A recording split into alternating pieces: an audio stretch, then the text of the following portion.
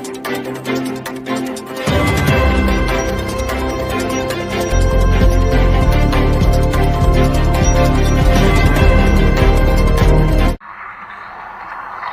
గారు,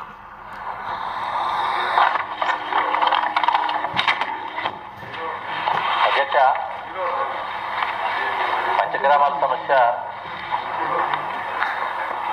ఇది చాలా లాంగ్ పెండింగ్ ఇష్యూ కింద విశాఖపట్నంలో ఉన్నటువంటి సమస్య. ఇప్పుడే గంటా శ్రీనివాస్ గారు చెప్పినట్టు ఈ 5 గ్రామాల్లో 6 ఎమ్మెల్యేలు ఉన్నాం అధ్యక్ష. అంటే నియోజకవర్గ పరిధి మొత్తం విశాఖ నగరంలో ఉండేటువంటి ఆ ఆలయం చుట్టూ ఉండేటువంటి ప్రాంతం కావచ్చు, ఆ 5 గ్రామాలు కావచ్చు, ఒక ప్రధాన సమస్యగా ఉంది అధ్యక్ష. దీనికి ఈ పరిష్కారం కాకపోవడానికి ఒక చారిత్రక నేపథ్యం ఒకటైతే, ఒకటి ఏదైతే బిల్లు గతంలో పీఠాధిపతులు వేసినటువంటి ఎండోమెంట్ ల్యాండ్స్కి సంబంధించినటువంటి బిల్లు వల్ల ఇది ఇంకా జాప్యం అవుతుందనేటువంటిది మంత్రి గారి సమాధానంలో అర్థమైంది అధ్యక్ష.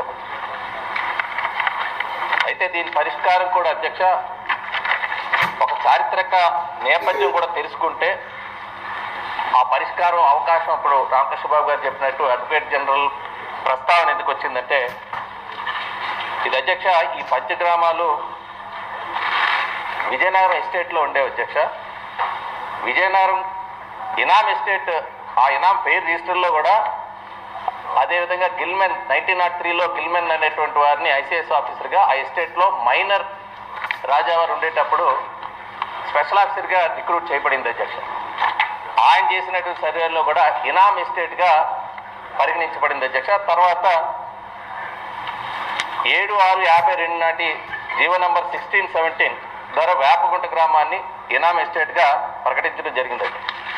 అలాగే ఆంధ్ర ఏరియాకి సంబంధించిన ఎస్టేట్ అబాలిషన్ యాక్ట్ 1948లో, ఆ తర్వాత 1936 ముందు కూడా నోటిఫై చేసినటువంటి ఇనాం గ్రామాల చట్టంలోని సెక్షన్ 2/6 కింద ఇనాం ఎస్టేట్గా కూడా నిర్వహించబడ్డాయి.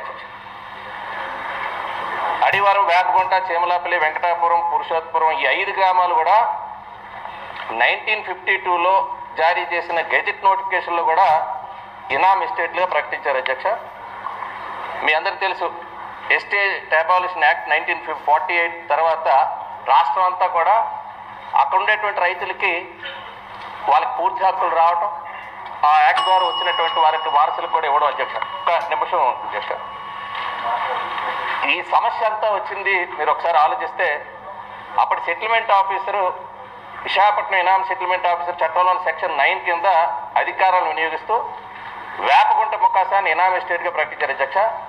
ఆ అప్పీలు ఎస్టేట్ అబాలిషన్ ట్రిబ్యునల్ ముందు 1951 దేవస్థానం సెక్షన్ 9(4) కింద విజయనగరం ఎస్టేట్ అబాలిషన్ ట్రిబ్యునల్ ముందు రెస్పాండెంట్స్ పేర్లు లేవు అధ్యక్ష. రెస్పాండెంట్ లేని ప్రతిపాదనలపై అప్పీల్ దాఖలు చేసింది అధ్యక్ష. ఆ ట్రిబ్యునల్ ఆర్డర్ కూడా 4/6/1951 నాటికి ఆ అప్పీల్ని కూడా కొట్టేసింది అధ్యక్ష. వేపగుంట ఒక ఇనాం ఎస్టేట్గా ధృవీకరించబడింది. ఇది ఎందుకు చెప్తున్నా అధ్యక్ష, ఇక్కడికి వచ్చేటప్పటికి ఒక ట్రిబ్యునల్ ఆర్డర్ని ఒక మెమో ద్వారా తెరిచి అప్పీలు వేయడం జరిగింది అధ్యక్ష 1953లో. అప్పుడు వచ్చినటువంటి ఉత్తర్వు ద్వారా ఈరోజు 1977లో డిప్యూటీ తహసీల్దార్ ఇనామ్స్ ఇచ్చినటువంటి దాని మీద పెందుర్తి ఎంఆర్ఓ గారు 96లో ఒక ఆర్డర్ ఇచ్చి దాని నుంచి ఇక్కడ లిటిగేషన్ స్టార్ట్ అయింది. దీని పరిష్కారం మీరు ఆలోచిస్తే అధ్యక్ష 1953 ట్రిబ్యునల్ ఉత్తర్వు 99 దాన్ని ఛాలెంజ్ చేసినటువంటిది అధ్యక్ష. ఇక్కడ ఈ గజెట్ ద్వారా ఈ ఇనాం ఎస్టేట్గా 1952లో ఇచ్చినటువంటి ఈ 5 గ్రామాలు దీన్ని ఎక్కడా కూడా ఛాలెంజ్ చేయలేదు అధ్యక్ష.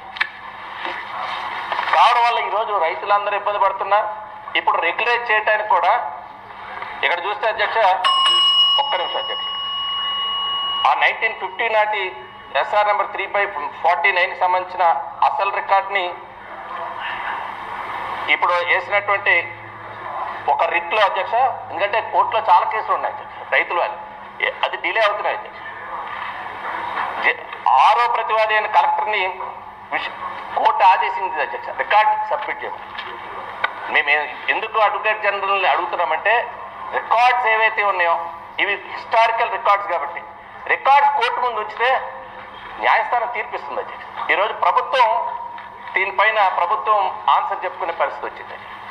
ఈరోజు రెగ్యులరేషనే కాదు, అందుకని మీ అందరికి కోరుతుంది అధ్యక్ష, నిజంగా ఈ 5 గ్రామాలు గతంలో ఇనామ్ ఎస్టేట్గా ప్రకటించబడ్డాయి. ట్రిబ్యునల్ 1953లో ఎటువంటి అధికార పరిధి లేకుండా అక్రమంగా స్థితిని తిరిచి మార్చేశారు. దానివల్ల ఈ సమస్య వచ్చింది.